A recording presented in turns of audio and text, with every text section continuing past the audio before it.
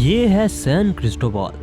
Mexico के south में मौजूद एक छोटा सा टाउन, जहां पर रहने वाला हर शख्स एवरेज डेली की तकरीबन 2 लीटर से भी ज्यादा कोक पीता है। 2019 की एक रिपोर्ट के मुताबिक मैक्सिको पूरी दुनिया में सबसे ज्यादा सॉफ्ट ड्रिंक्स पीने वाला कंट्री था और आज भी ये कंट्री दूसरे नंबर पर है। सॉफ्ट ड्रिंक्स के एक्सेसिव यूज की वजह से होने वाली डिजीज से हर साल 70,000 से ज्यादा मैक्सिकन मर जाते हैं और 14.1 मिलियन अडल्ट्स डायबिटीज के पेशेंट बन चुके हैं और ये नंबर हर साल बढ़ रहा है।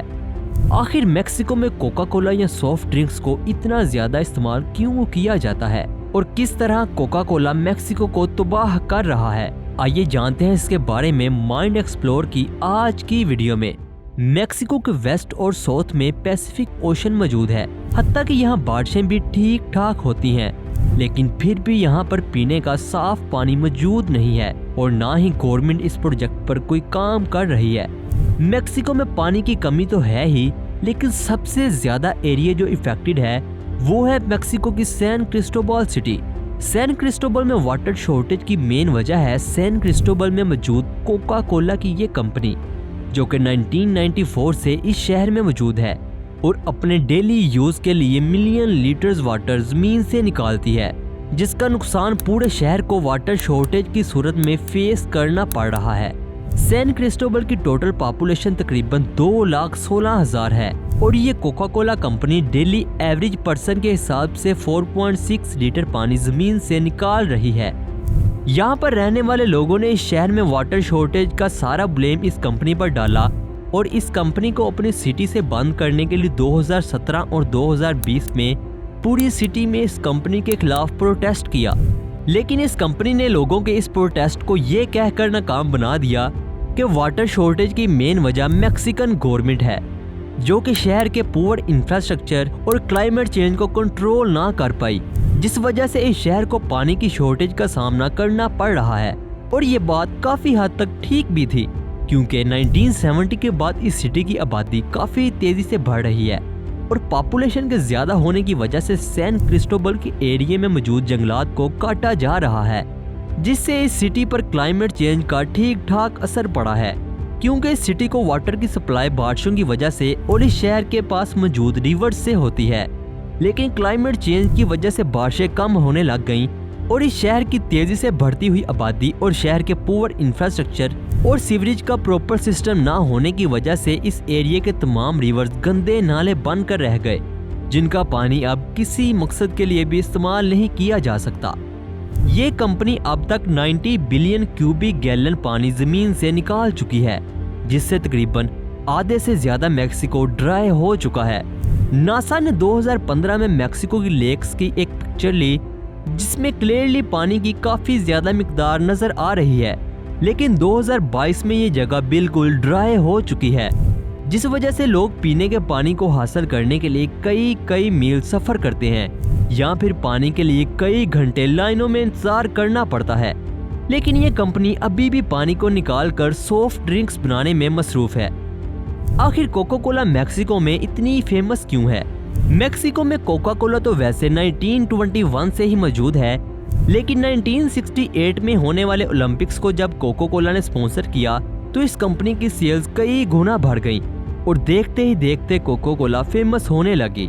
इसको देखते कोका कोला कंपनी ने मैक्सिको के फेमस पर्संस को इकट्ठा किया और मजीद एड्स बनाए। पूरी कंट्री में कोका कोला के साइन बोर्ड्स लगाए गए, जिस वजह से इस कंट्री में जहां भी देखा जाता सिर्फ कोका कोला ही लिखा हुआ नजर आता और देखते ही देखते ये कंपनी पूरे मैक्सिको में काफी फेमस होने लग गई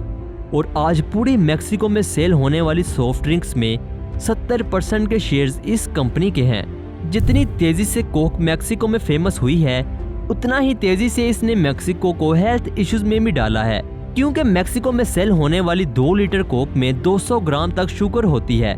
जबकि एक आम बिकने वाली सॉफ्ट ड्रिंक में 50 ग्राम तक ही शुगर होती है और एक healthy body average 24 gram sugar को कंज्यूम करने की कैपेसिटी रखती है।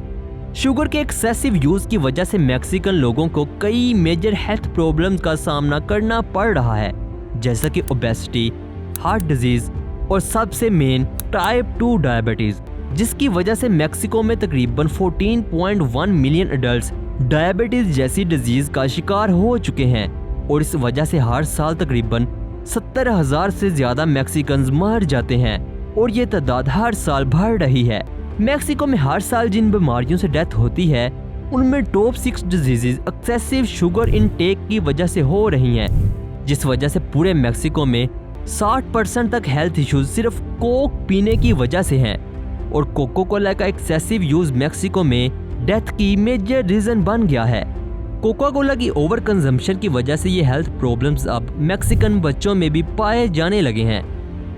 मैक्सिकन गवर्नमेंट ने 2014 में कोक में मौजूद एक्सेसिव शुगर अमाउंट की वजह से होने वाली हेल्थ डिजीज को रोकने के लिए कोक की एक बोतल पर तकरीबन 20% टैक्स लगा दिया। पब्लिक अवेयरनेस के लिए पूरे कंट्री में पोस्टर्स बांटे गए जिसमें लोगों को कोक से होने वाले हेल्थ इश्यूज के बारे में बताया जाता और कोक के यूज को छोड़कर हेल्थी डाइट प्लान फॉलो करने के बारे में इन्फॉर्म किया जाता।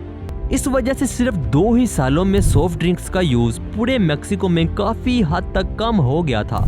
और इस कंपनी की सेल्स भी काफी कम हो गई, जिसको देखते कोको कोला कंपनी ने कोक की प्राइस मेक्सिको में बिकने वाले पानी से भी कम कर दी।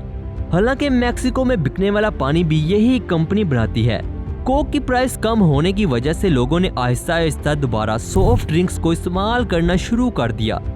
क्योंकि मेक्सिको में बिकने वाले पानी को प्योरीफाई करके इस्तेमाल करने के काबिल बनाया जाता है,